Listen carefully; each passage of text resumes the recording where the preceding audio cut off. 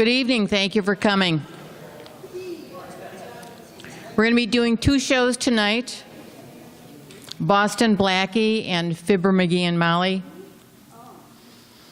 And the first program is going to be Boston Blackie. Boston Blackie is a fictional character who has been on both sides of the law. As originally created by author Jack Boyle, he was a safecracker, a hardened criminal who had served time in a California prison, prowling the underworld as a detective in adaptations for films, radio, and television. The detective Boston Blackie was an enemy to those who make him an enemy, friend to those who have no friend. The Boston Blackie radio series starring Chester Morris began June 23, 1944 on NBC as a summer replacement for the Amos and Andy show.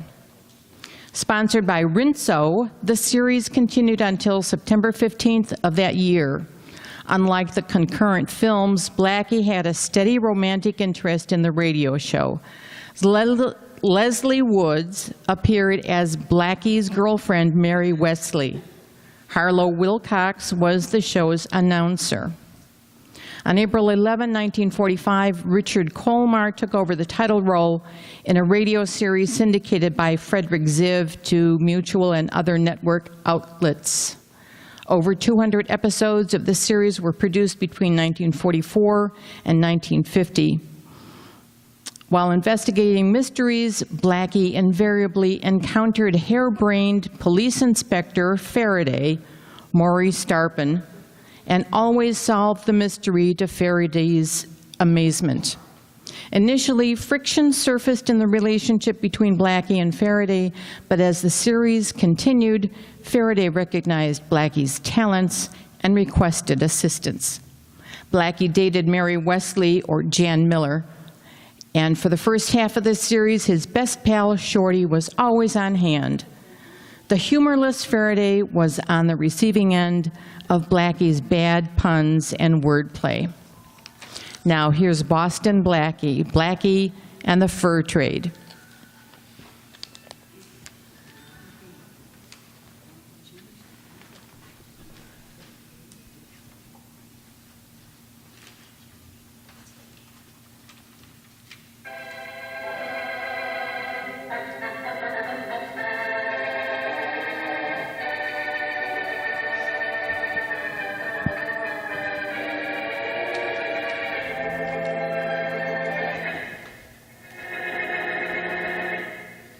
There's the fur coat I was telling you about, Harry. The one in the window, right there. Which one, Janet? That one. The second one to the left. It's a mink, ain't it? Uh-huh. Can you get that one for me? Sure I can. Easy. But it costs 10 grand, if that's the one they showed in the ad. Well, is it the one in the ad? Yeah, I'm sure it is. Okay, baby, then I'll get it for you. But how, Harry? How? I'll show you how. When? Now? Oh, no. It may take a couple of days. A couple of days? Yeah, never took me longer than that to steal fur coats before. But that was in the other cities, darling. Maybe things are different here. Well, maybe. But I'm the same and my plan's the same. Yeah, darling, I know. Okay, then as long as you know, all we need to get that coat is $2,000, a rainy day, and Boston Blackie.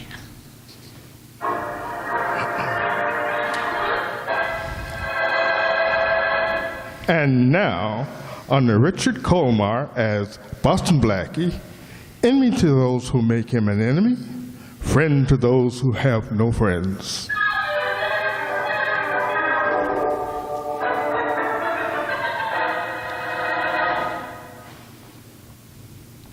Okay, Janet, let's get moving.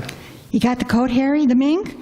What do you think I was doing while you were paying 2 G's for that Persian lamb? Well, where is it, Harry? Where's the mink? Right here on my arm under the raincoat. Oh. Hey, I'm getting soaked. Yeah. Taxi! Taxi! Taxi? Oh, that's good. Come on, Janet. We're in luck all day today. We got a cab on the first try. Come on, get in. Ah, it's it's good to get out of the rain. Yeah, you ain't kidding. Weston Hotel, driver. Okay. We'll go to my place for a while till we dry out, Janet. Anything you say, darling. Oh, Harry, you're so wonderful. Like me, huh? Love you. Maybe you just love the things you're getting 'cause I'm smart. You know better than that, honey. Don't it feel snug with me next to you? Yeah, it feels great. But don't think I'm forgetting that you're snuggling up to that mink coat I got on my arm. Oh, honey. Now, kid, you got work to do. What kind of work? You're going back to Boston Blackie. There's something else you got to get him to do for us. Can you do it? Can I? Blackie will do anything I say.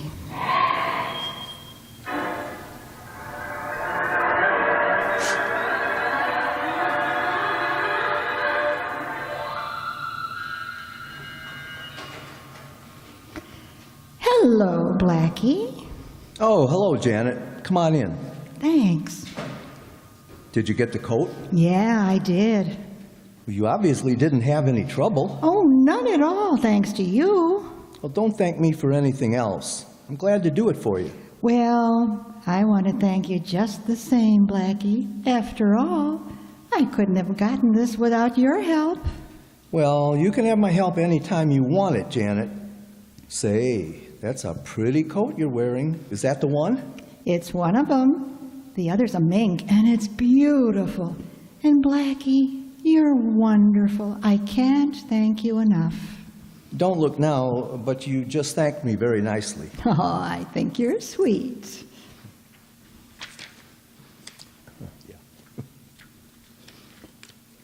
And you're wonderful, too. And I can't turn the page.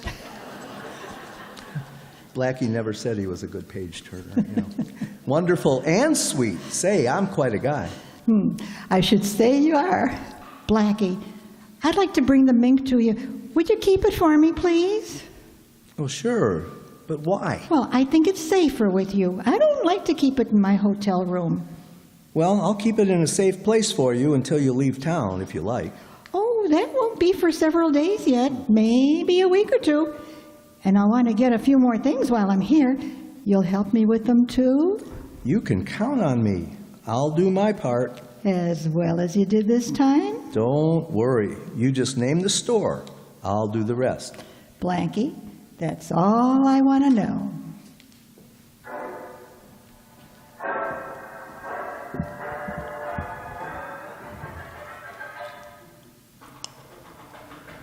Open up, Miss Wesley.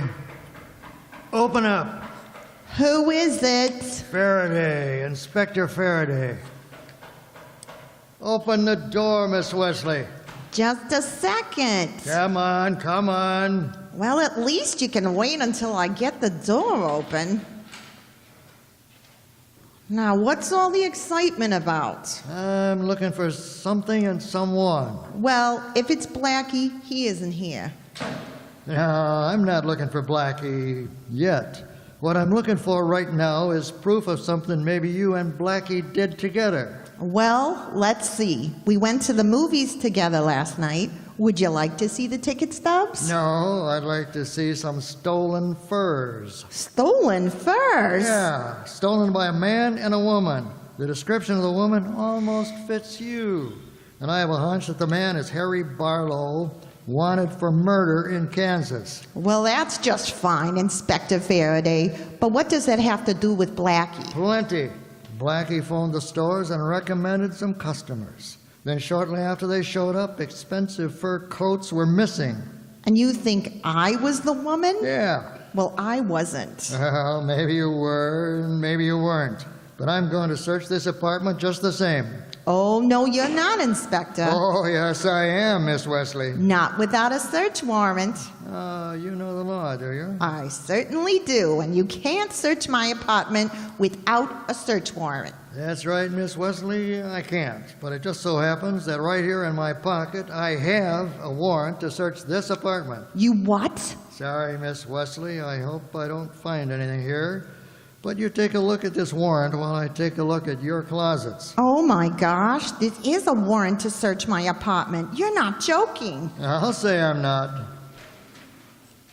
And I'm looking for a mink coat, an ermine cape, a chinchilla coat, and a sable wrap. What? You heard me. Well, you're certainly not going to find them in here, unless that 6-year-old camel hair looks like a brand new mink to you. No, even I know mink from camel's hair. Nothing I'm looking for in there. What's in this closet? Oh, be careful. That's my cleaning stuff in it. Yeah? Floor mop, vacuum cleaner, dust mop, broom. I'm a clean one, huh? Sure. When did you come clean with me? You have other closets in here, don't you? Yes, yes. There's one right over there. I suppose you're going to look in that one, too. The warrant says I can search your entire apartment, Miss Leslie. Well, go right ahead, Inspector, if you can stand the disappointment. Now, look, I don't say that you and Blackie stole anything. I just say I think that you and Blackie had something to do with those missing furs. Look, the only furs I have are missing, Inspector. Missing from my wardrobe budget, you know? Yeah, let's see what's in this closet.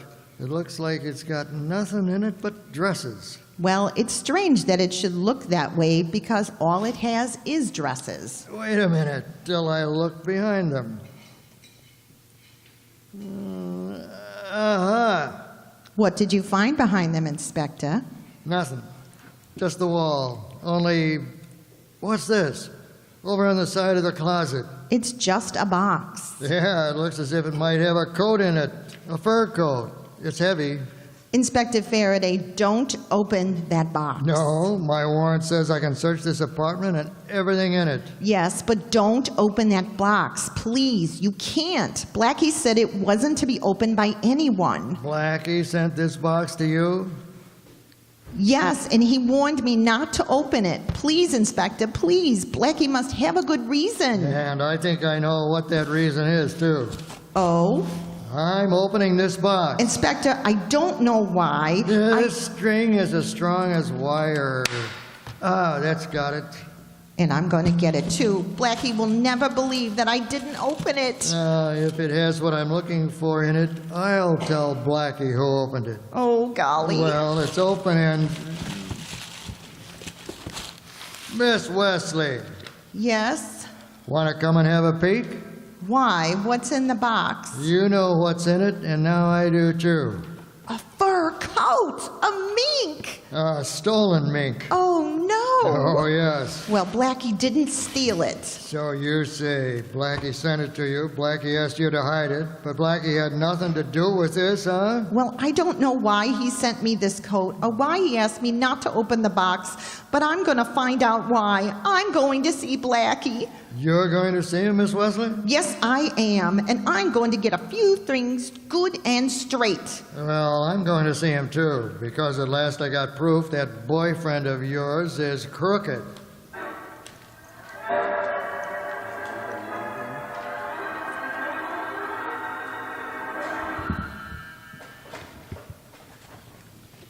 Hello, Blackie. Oh, Janet, come on in. You're alone? Uh-huh. How'd everything go at the store this afternoon? Not a single hitch. Look at the coat I got at Baxter's. Like it? Expensive. I got two. This one was the cheaper one. Well, everything worked out all right then, huh? Perfectly. Glad to hear it. Tell me something, Janet. Did you, try to get in... Uh-oh. We're not alone anymore. Oh, dear. Come on in.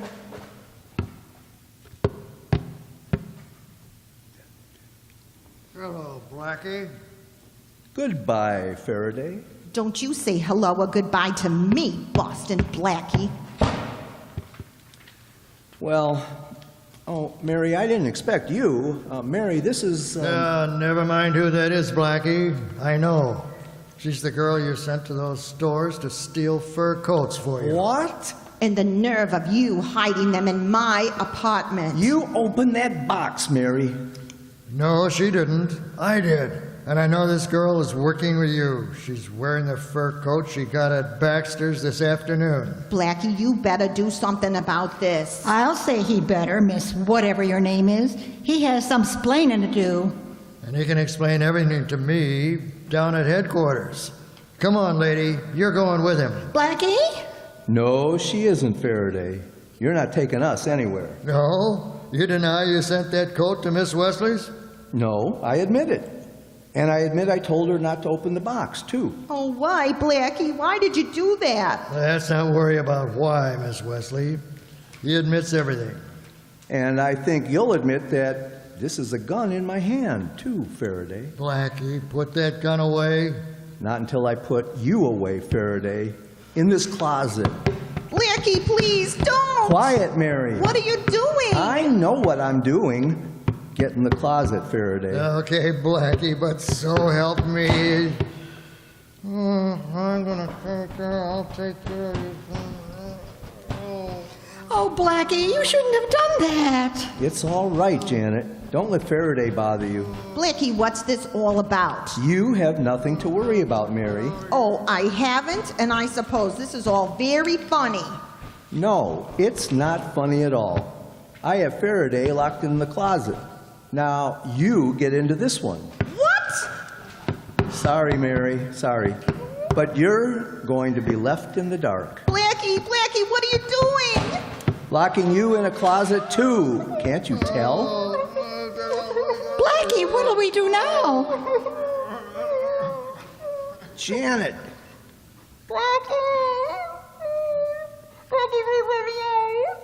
Janet, those two are behind locked doors now, but we're not. We're getting out of here.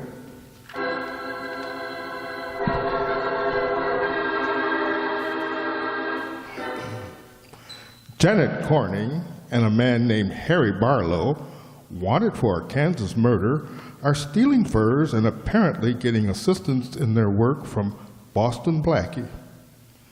Inspector Faraday is convinced that Blackie is working with the thieves when he finds a stolen fur coat hidden away in Mary Wesley's apartment. When confronted with this evidence, Blackie locks both Faraday and Mary in a closet and escapes with Janet. As we return to our story, Blackie and Janet are in Blackie's car driving down the street in a remote part of town.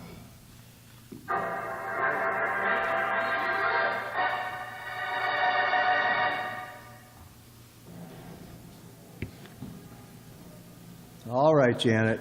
Now you tell me what this is all about. Oh, Blackie, I'm awfully glad you asked that. I've been almost crazy trying to tell someone, but I've been afraid.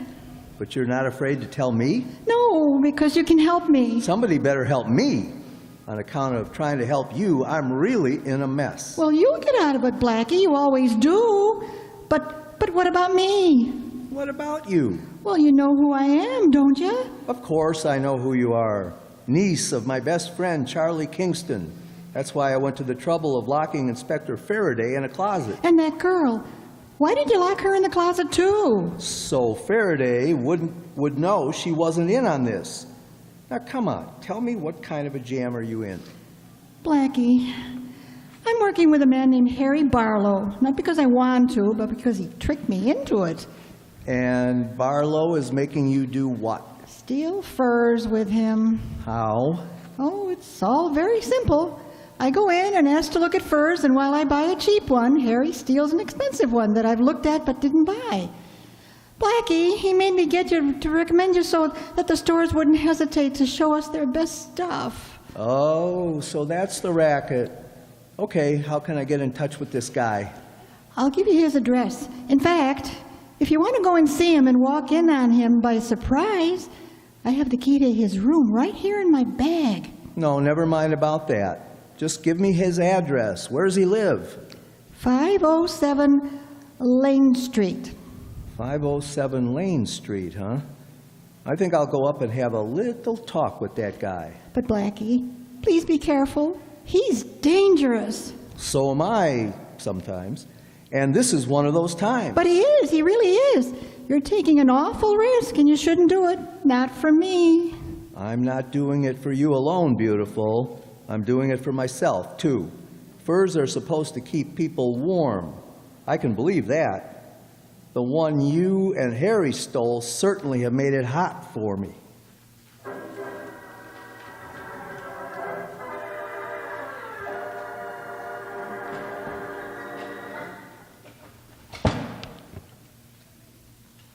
Well, what is this, Janet? Oh, hello, Harry. Well, isn't that nice? Hello, Harry. Sorry, I interrupted your packing. Going somewhere? Oh, no, not exactly. I figure we might have to leave town almost any time now, and I wanted to be ready. Oh, you did you? Uh-huh. You weren't going to run out on me or anything like that. Honey, you know better than that. I did once, but that was before you met Blackie. Blackie? Now look, Harry, there's nothing between him and me. I just sent him all the way to the other end of town on a phony address. He wanted to find you, honey. Find me for what reason, kid? To knock me off so you and him could be a team? Harry, you can't... No more lies, Janet. Here you are, ready to pull out and leave me to take the rap for all those fur jobs. You figured we were through, didn't you? Oh, no, Harry. Honest, I didn't. I've got news for you. You and I are through, but I decided that just now. I'm packing it in. You're hot as a 2-bit pistol. You could be picked out of a lineup by any one of those girls. And I was soon going to string along with you in spite of that. But I changed my mind now. I'm leaving town, but you're staying here. Okay, Harry, that's all right with me. Is it? Yeah. It better be. You know, kid, you're just a natural-born double-crosser. You say you sent Blackie on a wild goose chase. Okay, you crossed him. You were going to pull out of here, pick up your loot, and scram. That means you were going to cross me. You can't be trusted, Janet. You just can't be trusted. Look, Harry, you're going haywire. You're blowing your lid. I'm thinking good, baby, very good. I'm getting out of town and I'm leaving you here. I can't let you spill all this about me, but you just can't, that's all. No, I won't talk, Harry. Honest, I won't. I'll say you won't. The Persian lamb here. Yeah? Lovely, ain't it? Yeah. Come here, baby. Come here. Harry? You know something? You're lovely too, Janet. It's too bad you couldn't play anything straight. Harry, you're not... Not what, baby? Harry, you're not... Relax. There. That's better. You know, I just thought of something. Huh? You used to say when we started out in this racket that you wanted all the good things you could grab. Yeah? Yeah. You wanted to be loaded with diamonds and smothered in mink. Yeah, but Harry, put that coat down! Put that... You wanted to be smothered in mink, huh?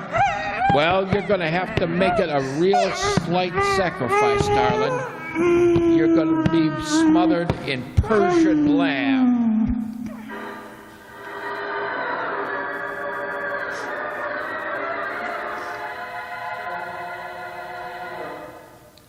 Hey, Faraday, you still in the closet? Well, what do you think I am, in for? Well, I'm going to let you out. It's about time. Where have you been? At a phony address. Oh, your address is going to be the city jail in a minute. Hold it, Faraday. I know when I've made a mistake, and I admit it, too. You sure made a mistake, all right, locking me in that closet. That's the least of my mistakes, pal. Wait till I get Mary out of her closet. Mary, are you all right? Oh, it's so sad. I'm living in here. It's so eerie and the views divine. Oh, I'm sorry, Mary, but I had to lock you in. Well, thanks a bunch. I wanted Faraday to know that you and I weren't working together on this. Forgive me, will you? I don't know. First, I'll have to see what life is like on the outside.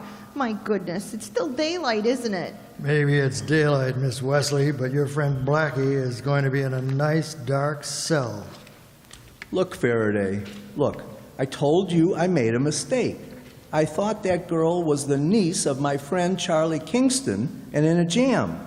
So I was just trying to help her. What do you mean you thought she was Charlie Kingston's niece? Didn't it occur to you to check? I tried to, Faraday, but Charlie's traveling in Europe and I couldn't get in touch with him. She had a letter, but now I know it was forged. Find time to find out. All right, but that doesn't explain everything. I know. You want to know what I've been doing to help these two? Well, it's nothing really. All I did was phone the stores and ask that my friends be well taken care of. Apparently, they wanted me to do that for 2 reasons. One, to be sure they saw only the best furs, and second, so that when they left town, the heat would be on me. Well, that coat in my apartment certainly puts the heat on me. I'm sore about that, Blackie. I can explain that too, Mary. Janet asked me to keep it for her. I didn't want to leave it here. Any character in town is liable to drop in here anytime. So I thought the safest place would be in your apartment. Oh, fine, fine. You keep a fur coat for another girl in my apartment? But Mary, don't you see why? Oh, yeah, sure. I see it now. Well, I don't see why you warned Miss Wesley not to open the box. That should be obvious to a school kid, Faraday. If Mary had opened the box, she'd have thought the coat was for her. And, well, I didn't think it was right to ask her to keep a coat for somebody else. Oh, yeah, but I still don't buy it. I think he's telling the truth, Inspector. I would have thought the coat was for me. I mean, I have a birthday coming up soon. Okay, it's beginning to make sense to me now. But when you ran out on us, what were you going to help Janet do? Steal more furs? No, I didn't realize she was stealing furs. I thought she was just being used by someone who was. Now I've changed my mind since she sent me on a wild goose chase, Faraday. I admit I made a mistake. So the great Boston Blackie admits he made a mistake, does he? That's a good one. I know a hyena that laughs better and looks better while he's doing it. Lay off me, will you? I admit I made a mess of this, but give me time and I'll straighten it out. I'll give you time, all right. 5 or 10 years for obstructing justice. I could have nabbed that girl except for you. I'm sorry, Faraday. I thought she was an all-right girl in a jam. Oh, Blackie, you always were a pushover for a pretty face, weren't ya? I still am. Aren't you glad of that, Mary? Oh, I never thought of that. Hey, Faraday, who you calling? Headquarters. Thanks to you and your stupidity, I'm going to have to send out an alarm for that girl. Look, I'll find her. I'll find her. Sure you will. In your office, after I bring her in. If she isn't brought into my office pretty soon, you're going to be there yourself, under arrest. Homicide? Hello, this is Faraday. Oh, I'm glad you called, Inspector. We've been looking everywhere for you. Never mind about me. I want you to look everywhere for a girl named Janet, Corning. Janet Corning. 5 feet 5 inches, brown hair. Brown eyes and the cutest little dimples you ever saw. Yeah, brown eyes and the cutest little... I mean, she has prominent dimples. Get it? Yeah. I not only got the description, Inspector, but I've got the girl. What? Yes, sir. Well, hold her. I want to question her. Sorry, Inspector. I'm afraid you can't do that. She's on a slab in the morgue. Dead. Dead? Yep. Smothered to death, we think. Okay, thanks. I'll be right down there. Blackie, your girlfriend Janet is dead. Dead? Oh, how awful. Well, it could be worse, though, Mary. You see, I know who killed her. Sure, the guy at the phony address. How are you going to find him? I'm not going to find him, Faraday. He's going to find me. There's something else he wants. Only I've got it, and I'm going to keep it.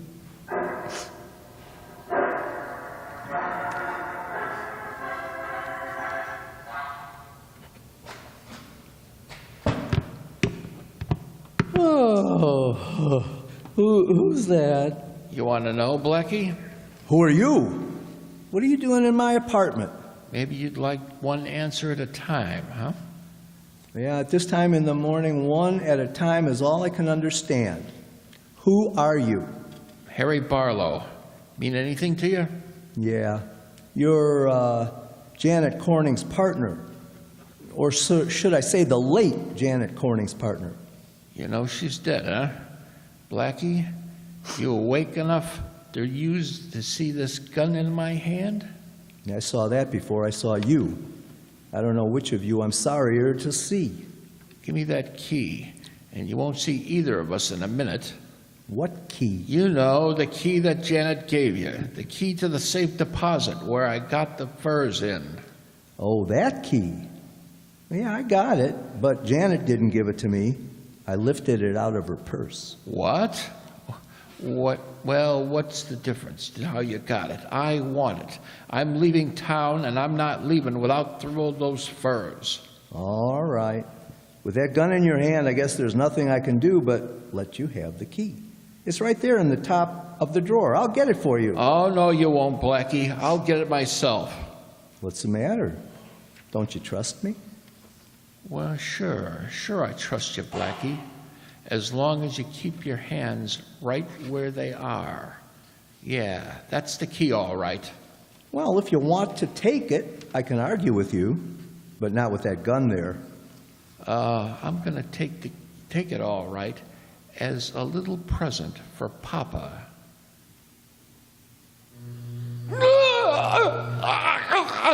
And I've got something for Papa too, Harry.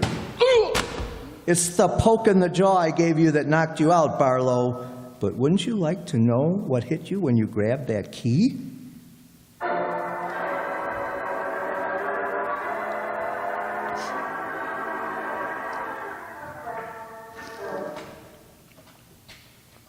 Busy, Blackie? No, come on in, Faraday. Sit down. I was just sitting here with nothing on my mind. You won't change that situation any. You've got nothing on your mind, but I've got plenty on mine. Blackie, we have Harry Barlow cold for those fur heisting jobs, and he's wanted for murder in the Midwest. How did you grab him? It's a secret, Faraday, but I'll give you a tiny little hint. He went for a key that I planted in my room. And did he get it? Oh, he sure did. Right across his great big chin. I clipped him, Faraday. What was he doing all this time? I'll give it to you slowly, pal. He came into my room with a gun. Yeah? He knew I had the key to the box where the stolen furs were locked up. Yeah? I told him to take the key, but I forgot to tell him that I had wired it to the electric socket. Yeah, I get it. He grabbed the key, got a shock, and dropped his gun. Well, you're close, kid. He yelled at the shock, and I poked him one for luck. That acted kind of like a lullaby because the next thing I knew, he was fast asleep. So that's how you did it, huh, Blackie? I was wondering. He was a pretty tough character, they tell me. So I hear. But he fell asleep just like a baby. Then I called you, Faraday, and when he got out of the arms of Morpheus, he was snug in the arms of the law.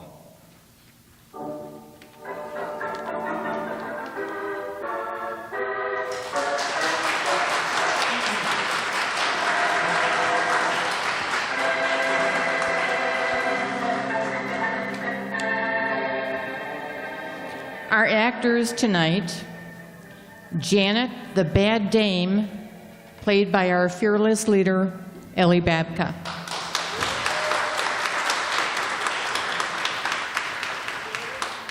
Harry the Bad Guy, played by our good guy, Tom Duggan.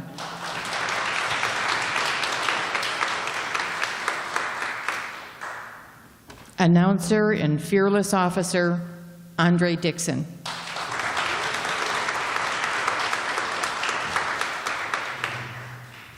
With her enormously singular part, the cab driver, Nell Brennan.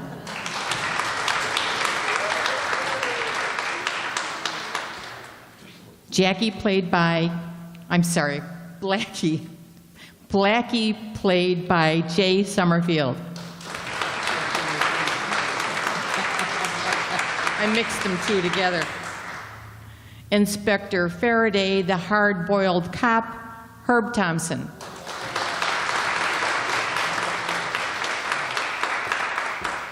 And Mary Wesley, our own Jean Arthur type, Amy Neves.